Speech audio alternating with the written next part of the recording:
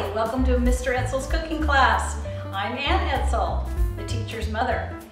Now, when I was a young child, one of my favorite cookies was a soft molasses, and that's what we're going to make today. Here we go.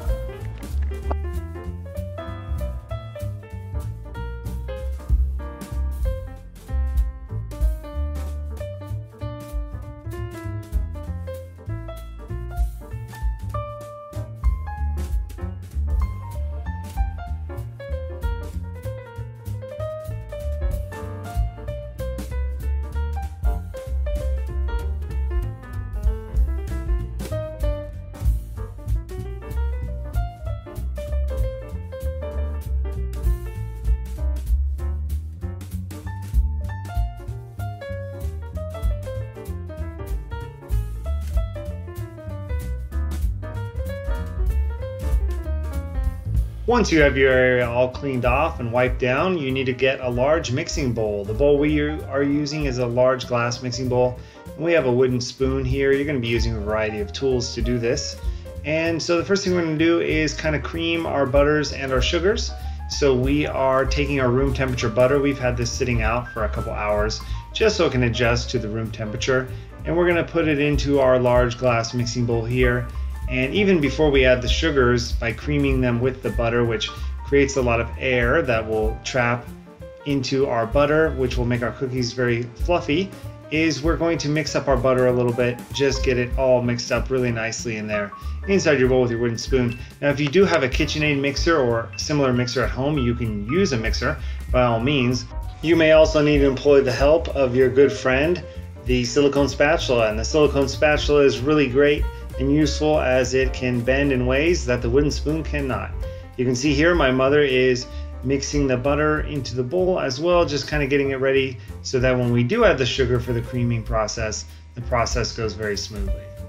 So now it's time to add our brown sugar, and this brown sugar, as we measured it, we really packed it in tight to the measuring cup so that we do get that exact measurement.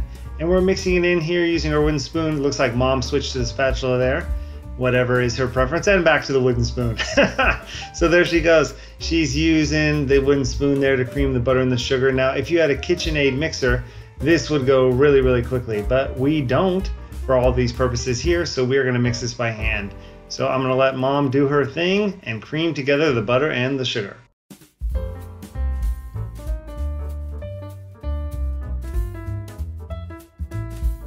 After your butter and sugar have been creamed nicely, you're going to add in your egg and you're going to stir this. Now, the egg is also considered what we would call a wet ingredient, just like the butter, the sugar, and then a little bit the molasses. And they are wet because, as you can see in some of the ingredients, they are literally wet. But also the ones that are sugar, like if you were to touch sugar, you would say, wow, this isn't really wet. It almost feels dry. But sugar attracts moisture, it attracts water, so we consider it a wet ingredient.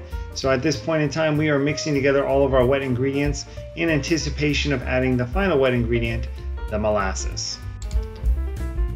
Now that we've got our sugars creamed together with our butter and our eggs, it's time to add in our molasses. And molasses is essentially the dark syrup.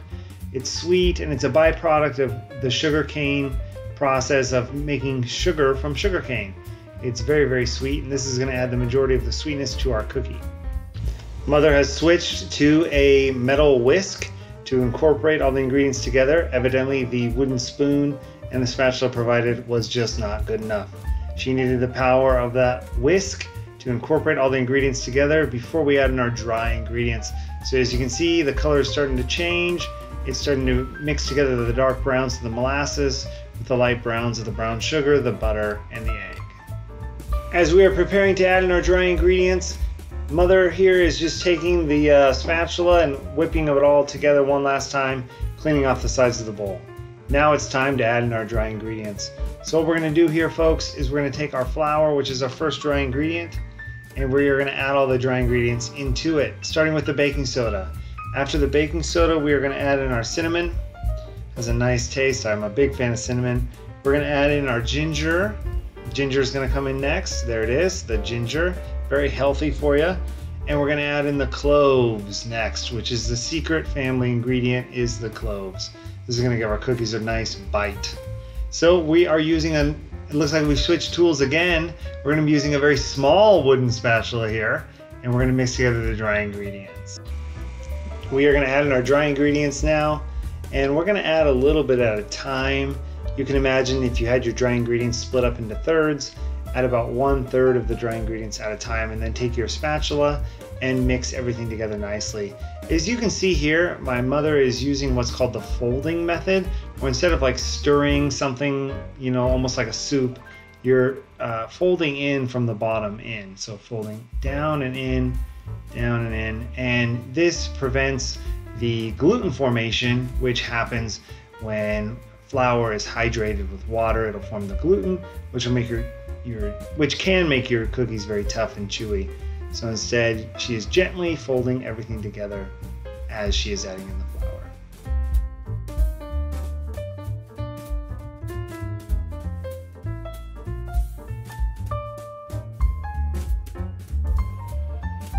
Once it has all been mixed together thoroughly, you can stick it in the fridge, but first it looks like my mom is going to put it in a smaller bowl, possibly to save on fridge space, you know, so that it can fit better in your fridge.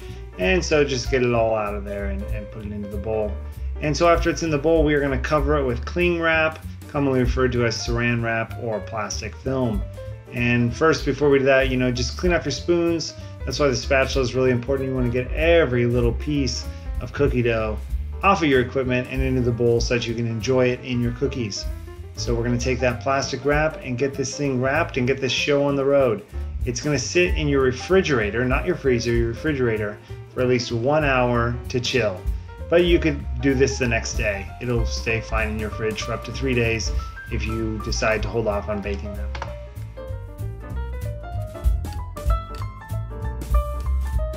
You're going to prepare a baking sheet with cooking spray. This way your cookies do not stick. Spray it in and wipe it with a paper towel. Let's make some cookies. We've got some table sugar here to roll our cookies in. I'm using a cookie scooper. If you don't have one at home, you can just use a measuring spoon. About a 1 tablespoon measuring spoon will do. And we are essentially just scooping out our cookie dough, and our cookie dough is chilled, so it's going to roll nicely. It's going to have a nice spread without spreading too much in the oven because the dough has been chilled. So we've rolled it into a ball, dipping it into our sugar, getting the sugar coating all the way on the outside, and then just kind of pressing down a little bit as we put our cookies into the cookie tray. Leave at least 1 inch of space between each cookie, and it looks like we're ready for the oven. There goes Mom. She's got a smile on her face because she's excited for those cookies. She's got them in the oven.